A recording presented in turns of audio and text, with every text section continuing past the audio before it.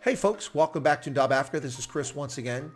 And today's topic is the planned protests that were scheduled for the 31st of July 2020 in Harare to protest against corruption in the midst of the Wuhan coronavirus COVID-19 after the health minister was revealed to have been involved in a crooked deal and overpaying for personal protective equipment. Investigative journalists uncovered this and are paying the price. Zimbabwean activists, human rights activists, and anti-corruption activists sought to have a large demonstration in Harare on the 31st of July, but this effort was thwarted by security forces.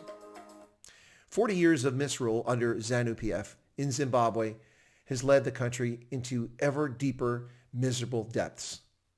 Is this what people fought for?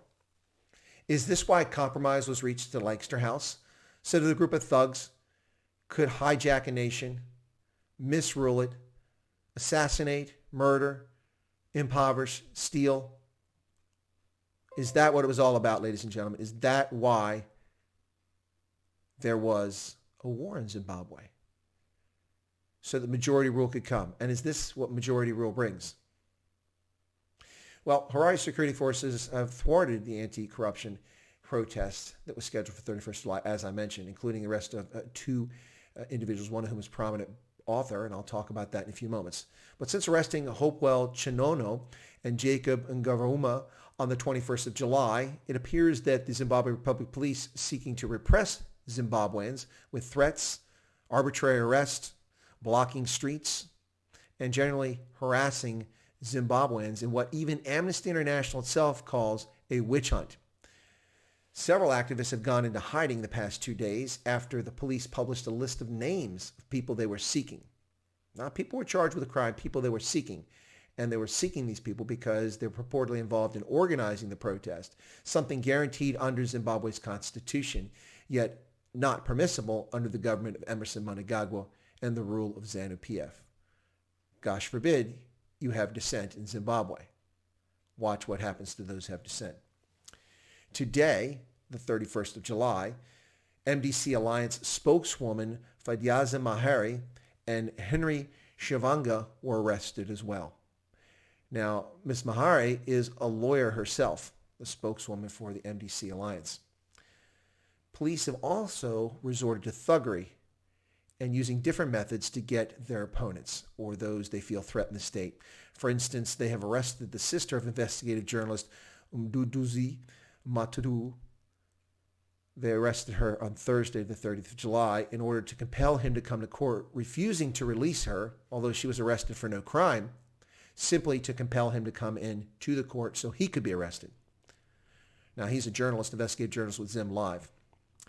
The New York Times compares the short reign of Emerson Mnangagwa, the crocodile, to that of Robert Gabriel Mugabe, calling the rule of both authoritarian, full of financial missteps, rampant graft, plummeting living standards, and being responsible for teetering economy, all of which I would have to say is true. A few quotes about the events of the past 24 hours. Muleya Mwandandana, a deputy director for Amnesty International in Southern Africa, said the brutal assault on political activists and human rights defenders who have had the courage to call out alleged corruption and demand accountability from their government is intensifying. Indeed, it is. Further comments from the deputy director for Southern Africa. The latest witch hunt and repression of peaceful dissent is a continuation of what we have seen in the country in recent years, including the abductions and arbitrary arrest of those who are critical of the government in an attempt to muzzle differing views. The thwarting of the protest illustrates the Zimbabwean authorities' total intolerance of criticism. In fact, that's always been the case with Zimbabwe, with strange traffic accidents for opponents of the government or leaders within ZANU-PF who are a potential threat to Mugabe during his reign. The list of activists who've already been arrested and detained without cause is growing, with at least 6 arrested in the last couple of days in addition to those arrested about 10 days ago. Another comment from the deputy director, Zimbabweans must be allowed to freely exercise their human rights, including the rights of freedom of expression and peaceful assembly. The authorities must stop harassing, intimidating, arresting people who have done nothing more than peacefully express their opinions. Do you really think they'll stop? I do not. Zimbabwe, Zimbabweans, Southern African Development Community, Southern Africans I cautioned you of this when I called the coup within 15 hours of it occurring in November a couple years ago, November 2017. I called it a coup within 15 hours, while most analysts around the globe were afraid to do that or held back for at least a week. But it was clear that it was a coup orchestrated by the Zimbabwe Defense Force to oust Robert Mugabe. And those who thought that the arrival of Emerson Mnangagwa was a fresh breath of air were sadly mistaken, as I pointed out at the time. He is part and parcel, or in the words of Robert Mugabe, kith and kin of the likes of Robert Mugabe and his ZANU clan. Emerson Mnangagwa has been involved in this since the outset and has now been involved in the government of ZANU-PF longer than Robert Mugabe, now at 40 years plus.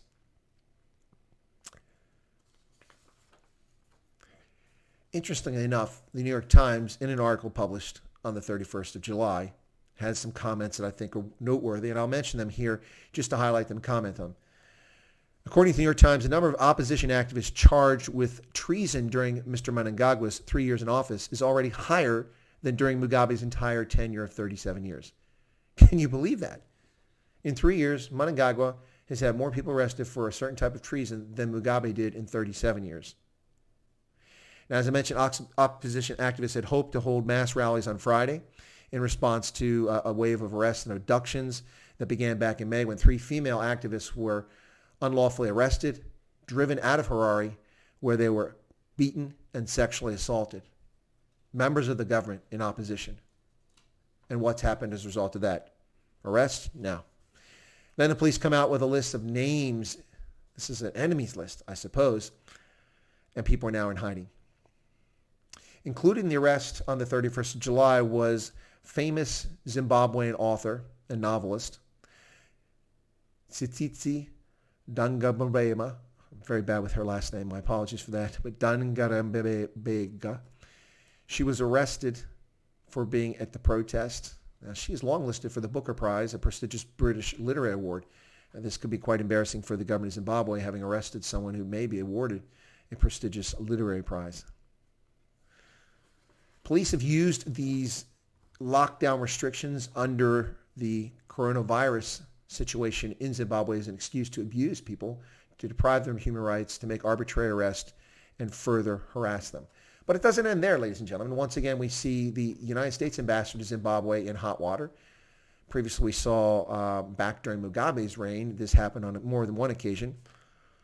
But specifically, let's talk about this one here. ZANU-PF party official Patrick Chinamasa has said that the American ambassador to Zimbabwe, Brian A. Nichols, may be expelled from the country because the U.S. Embassy issued a series of tweets criticizing some of the arrests this month. Chinamasa said at a news briefing earlier in the week that if Mr. Nichols were to continue engaging in acts of mobilizing and funding disturbances, coordinating violence, and training fighters, our leadership will not hesitate to give him marching orders. Well, Mr. Chinamasa, you're so full of manure and so full of lies and distortions that people aren't going to believe this nonsense. The U.S. Embassy is not organizing protests. The U.S. Embassy is not organizing violence, coordinating violence, or training fighters. Training fighters? Nobody has any power in Zimbabwe except ZANU-PF. If anyone had any power, ZANU-PF wouldn't be there.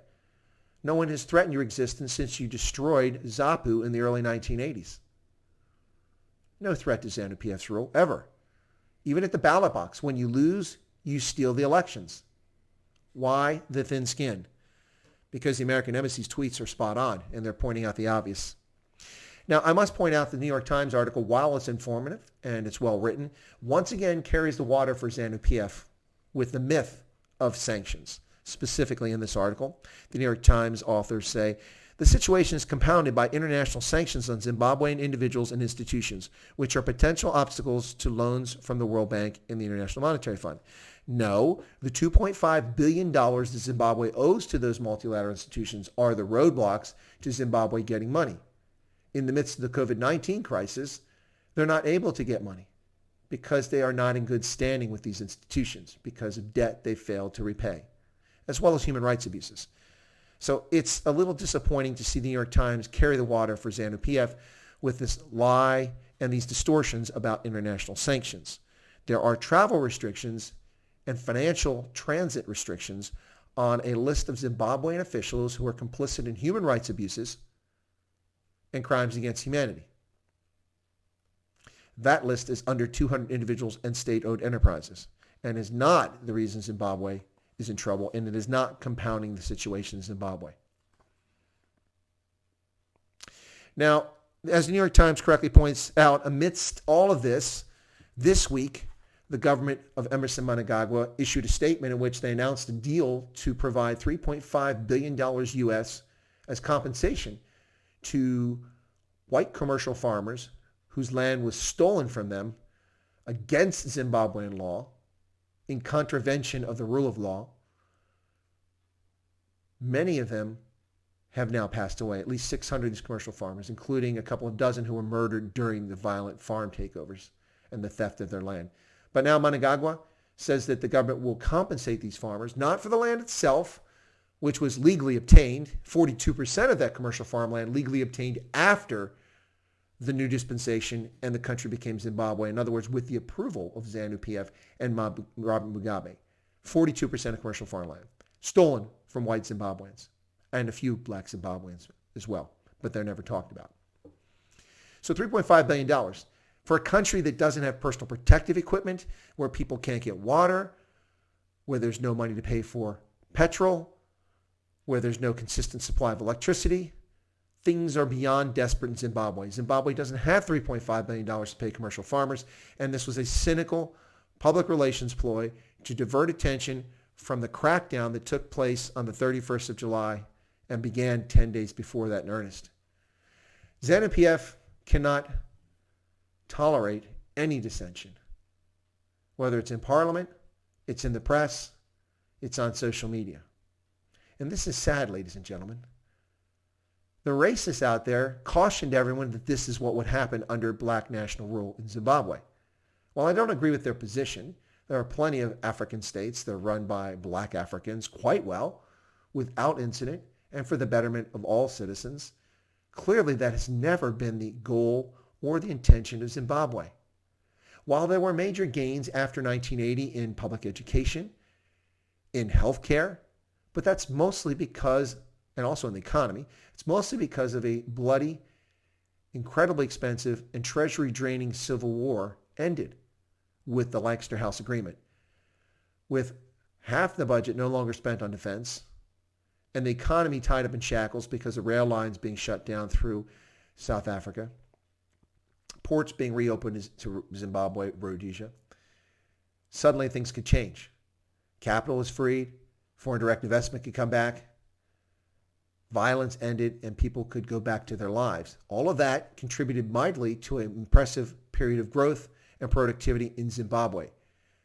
We have to give credit to ZANU-PF and Mugabe for improving schools, extending the education system to the point where virtually every adult Zimbabwean is literate. Also improving healthcare, delivering clinics around the country. Limited healthcare, but healthcare nonetheless. But all the while this was happening, Mugabe and the elites in ZANU-PF were already stealing from the economy, pilfering state funds and resources, and they continue to do it. And as they pushed Zimbabwe's economy into a downward spiral, they ran out of things to steal from. Eventually they turned on the commercial farming community, using the pretense, the lie of race, and the myth of settler columns stealing the land. Well, the settler columns were the Bantus who came and dispossessed the San peoples, pushing them into the Kalahari centuries ago. And then the Ndebele, breaking away from the Zulu under Mzilikazi, moved into what is today Zimbabwe, displacing other Bantu groups already. So there's already a displacement and an arrival of colonial settlers, black African ones. This was followed in the 1890s by British settlers coming from South Africa into what became Rhodesia. So there's a long history of colonial settlement in Zimbabwe. But the reality is that after 1980, nearly half the commercial farmland in Zimbabwe was purchased with the approval of Mugabe's government. And 20 years later, after they ran out of things to pilfer and his popularity was plummeting and he lost the referendum, which was intended to give the president dictatorial powers that gave him the ability to override the parliament, Only then did he turn to the commercial farming sector. And we've seen the misery and the horrors that have fallen on Zimbabwe ever since then, with millions of its citizens living abroad for political purposes, fear of return, or from the simple fact you can't make a living in the country. Ladies and gentlemen, that's the situation in Zimbabwe today, where the police are repressing dissent and ZANU-PF is up to its old tactics as if it ever ended in Zimbabwe. It's rather depressing. I hate to report this news, but it's true, and it happens each and every day. Our hearts go out to Zimbabweans who suffer under this corrupt regime. And our blame turns a little further to the southwest, to the Southern African Delta community, which sits by quietly and idly and says and does nothing about the events in Zimbabwe. And to Pretoria, the one country that could change the events in Zimbabwe overnight. But the African National Congress is busy dealing with distracting from its own governance failures in South Africa. And so Zimbabweans are on their own, unfortunately. Ladies and gentlemen, this has been a video from the Yaba Africa Group. If you found this interesting, thought-provoking, if you have some comments, if you found it thought-provoking, please feel free to become a subscriber. If you're not a subscriber to Chris White Africa, we cover all events across the continent of Africa, not simply Southern Africa, South Africa, or Zimbabwe, but all of the continent. And if you found it thought-provoking, become a subscriber. If you got a comment, feel free to leave your comment. Abusive comments will be deleted, so don't waste your time. But if you've got a comment for or against or want to contribute to the conversation, discourse, please do so.